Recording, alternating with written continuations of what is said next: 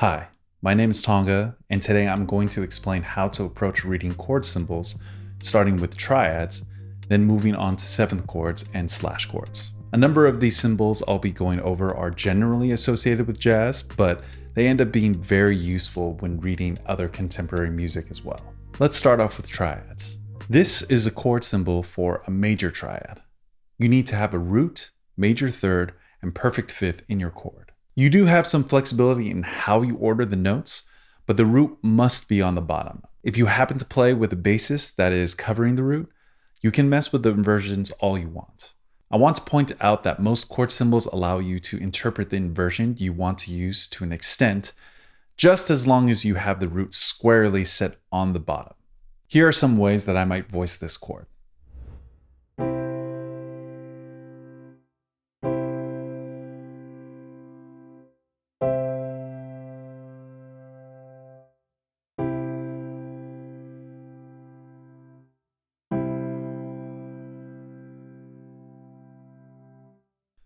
This is a chord symbol for a minor triad. Notice that we have a minus sign or dash following the letter name. That's the symbol we'll associate with a minor quality, and you'll see it again later in this video, so don't forget it. For this chord, you'll need a root, a minor third, and perfect fifth. Again, the root must be on the bottom of your voicing, just like the major triad. Here are some ways that I might voice this chord.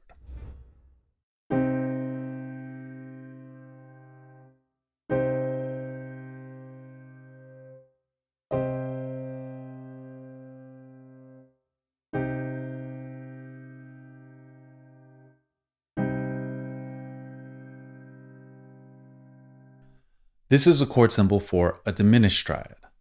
Along with the letter, we have this small circle symbol indicating it is diminished. You need to have a root, minor third, and diminished fifth. Here are a few ways I might voice this chord.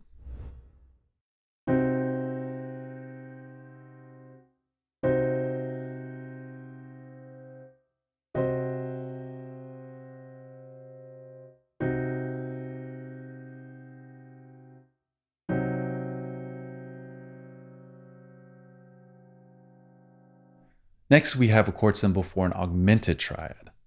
Notice the plus sign following the letter. That's the symbol that indicates it's augmented.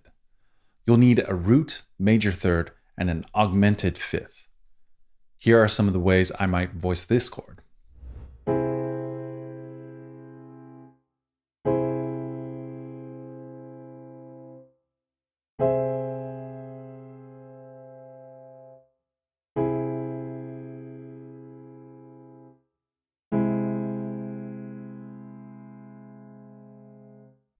Let's move on to seventh chords now.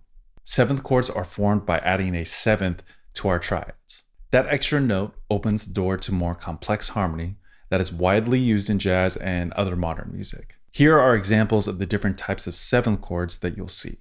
An easy way to read them is to break it down into two parts. The letter, which indicates the root of your chord, and the rest that tells you what quality it is.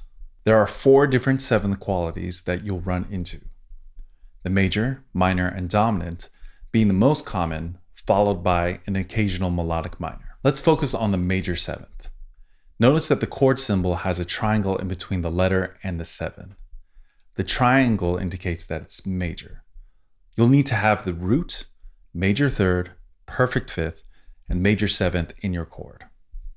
You could also drop the fifth if you want, which would leave you with just the root, third, and seventh, which we call a shell voicing.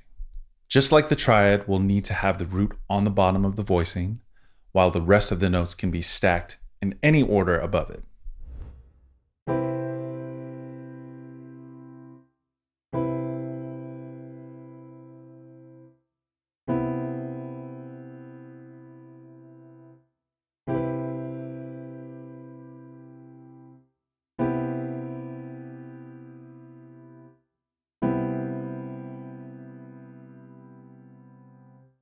For the minor seventh, notice we have the minus sign sitting in between the letter and the 7.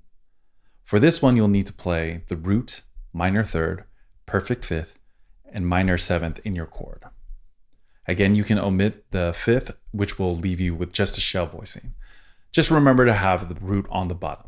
Here are some ways that I might voice this chord.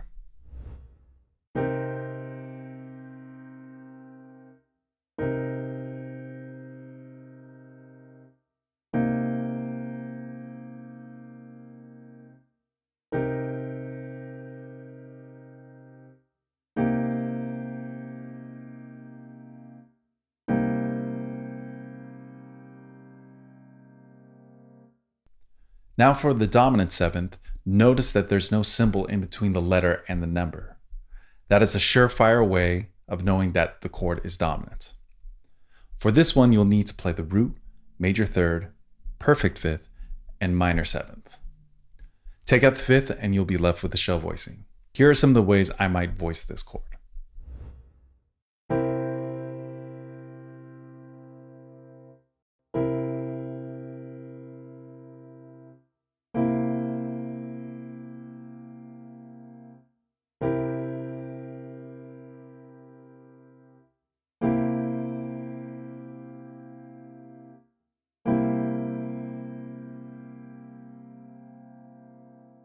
For the melodic minor, we have a mixed symbol of a minus sign and a triangle in between the letter and 7. You'll need to play a root, minor third, perfect fifth, and major seventh. Leave out the fifth and you'll be left with a shell voicing. Here are some examples of what I might play for this chord.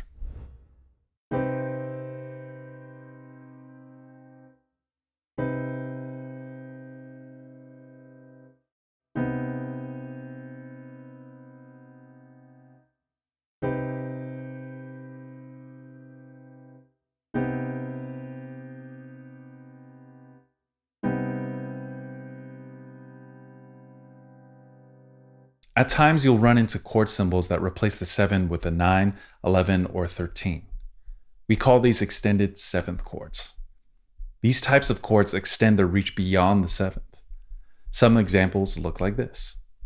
When you have a chord that has an extension or color tone, in place of where the 7 would usually be, what you would do is play all the chord tones of the 7th chord and then add the extension as written. So for the C major 9 chord, you would play the major 7th chord tones, root, major third, perfect fifth, major 7th, and then add the 9th for you to fulfill what the symbol is asking for you to play. Here are some of the ways I might voice this chord.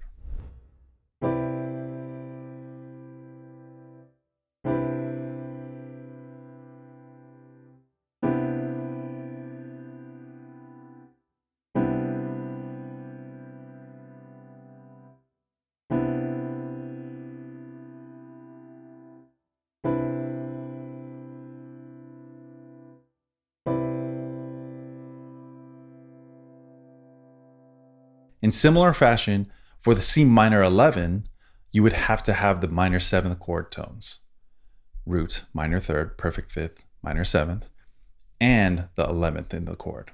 Here are some of the ways I might voice this chord.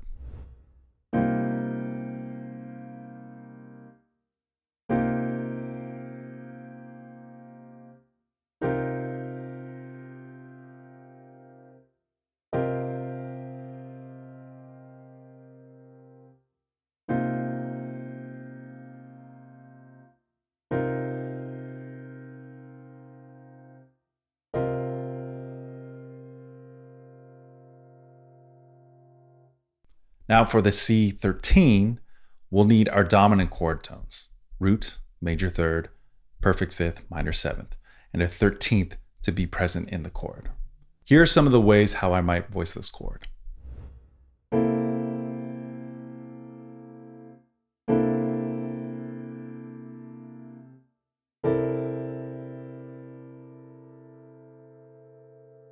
Another type of extended 7th chord you'll run into will look something like this.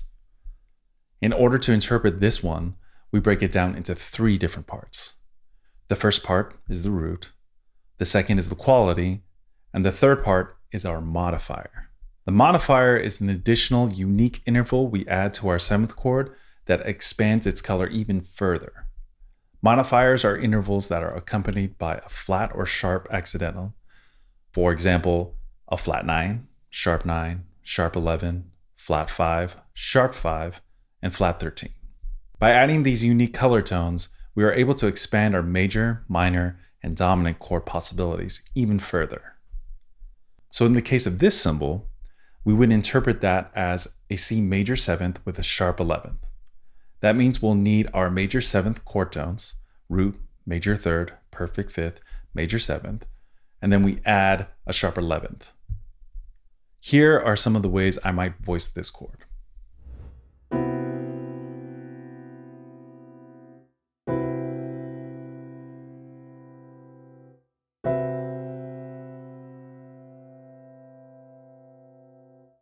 Let's do another one like this. We would interpret this one as a minor 7th chord, but this time we are flatting the 5th. So we end up with the root, minor 3rd, diminished 5th, and minor 7th. Here are some of the ways I might voice this chord.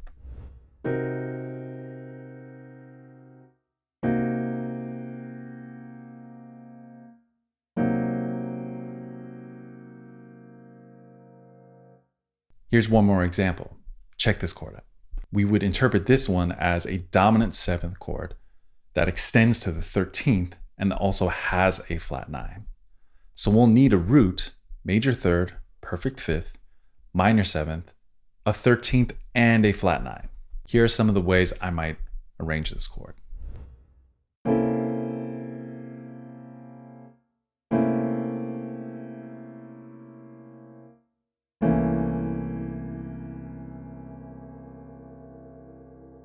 Now let's take a look at slash chords. Slash chords like this might look a little confusing, but they're actually one of the easiest symbols you could read. All you really have to do is remember this. Whatever is to the left of the slash, you would play the way you normally would, and whatever letter is on the right side of the slash is your actual bass note. Seriously, that's it. So in this example, what we do is play a C major triad and make sure we have a G as our bass note. Here are some of the ways I might arrange this chord.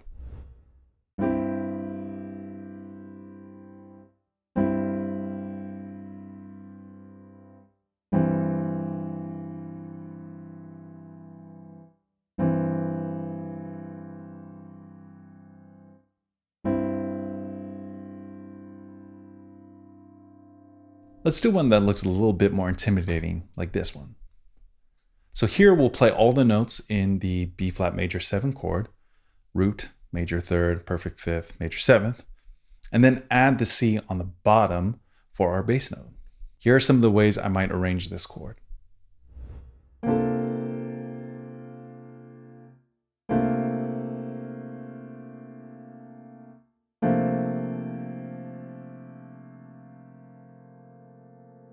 You can mess with the order of the notes above the root in any way you want, only as long as you have all the correct notes that are in the chord symbol on the left side of the slash, and you have the bass note that's specified on the right side of the slash. That's all it takes to fulfill what this type of chord symbol is asking you to do. That covers a good chunk of what you'll see in a lot of chord charts.